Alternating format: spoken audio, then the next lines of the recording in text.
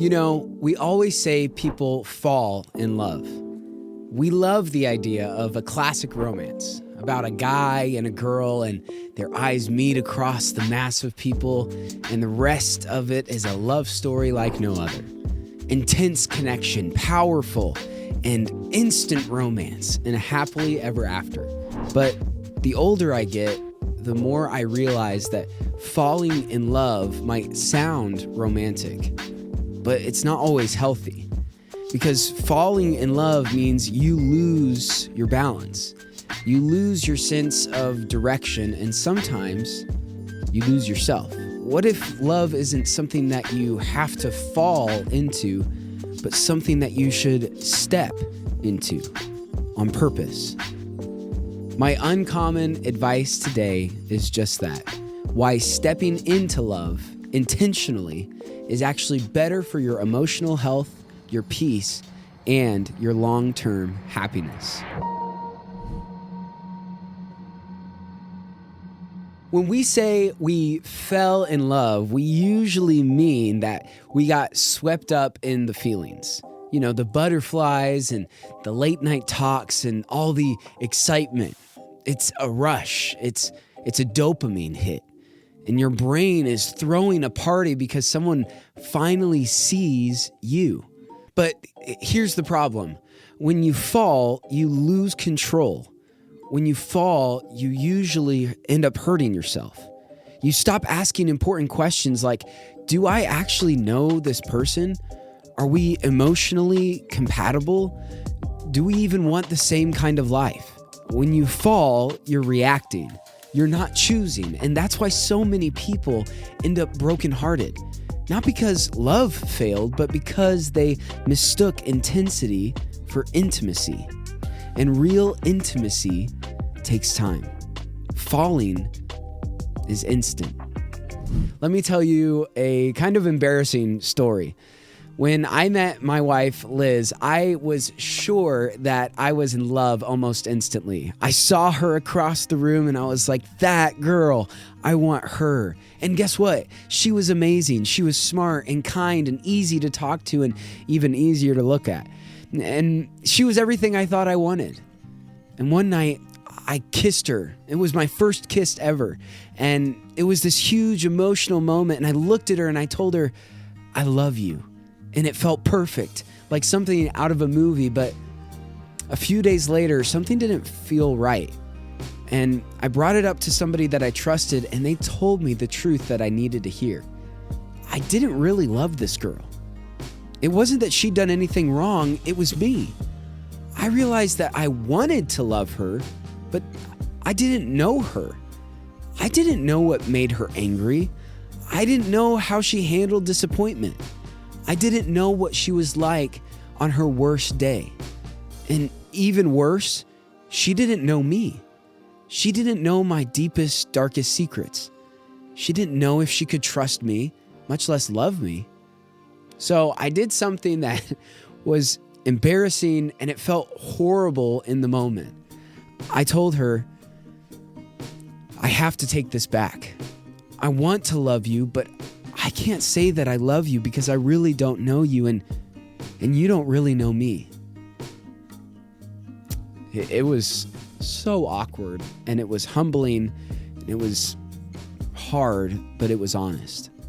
And she was pretty upset, as I'd be too. But honestly, that one conversation became the healthiest foundation we could ever have to build a relationship on. Because from that point forward, we decided we weren't going to fall into love. We were going to step into it, step by step, choice by choice, moment by moment. And we decided to get to know each other first. And then, once we really knew each other, choose to love from a place of knowing. Stepping into love means that love isn't an accident, it's an intention. It means you're choosing to bring your whole self, your mind, your heart, your values, your good, your bad, your ugly, your dignity and depravity. You're saying, I refuse to allow you to love a version of me that is masqueraded. I choose to give you the chance to love the real me. And man, that is scary because you then have to show that person all of you. And for some of us who have never felt like you could be the real you because you were afraid everyone would see that real you and reject you, this is a terrifying thought. But if you can push past the fear and step into love, the beauty is you don't lose yourself. You find yourself in the presence of someone who sees you and respects you and your boundaries and your growth. You're not trying to complete each other. You're trying to complement each other. And falling is based on chemistry, but stepping into love is based on character. One is emotional gravity, but the other is emotional maturity. You know, for so much of my life, I had to hide. I had to hide what I felt like was too embarrassing, a part of me that was too ashamed because of what I was doing behind closed doors. And you may be able to relate to that idea that if somebody saw inside of me the worst part of me, there was no way that they could love me. But the beauty of allowing somebody to see all of you is that they get to choose to love you, the you that you thought was unlovable. So here's what happens when you step into love instead of falling. You get to stay grounded in who you are. You communicate instead of assuming. You don't lose your identity just because you want to keep the relationship alive. And you stop confusing passion for partnership. When you fall, you say, I can't help it. But when you step, you say, I choose it. And that choice, that conscious decision is where emotional health lives, because you shouldn't be consumed by love. It should help you grow. Healthy love doesn't drain you, it strengthens you. It teaches you patience, empathy, and honesty. And maybe, just maybe, if you've always felt like love has consumed you, maybe you haven't been in love ever. Maybe all you have experienced is something that is labeled as love, but really is a masquerade for codependency. So if you're listening to this and thinking about your own relationships, I want to encourage you to slow down. Don't fall. Step.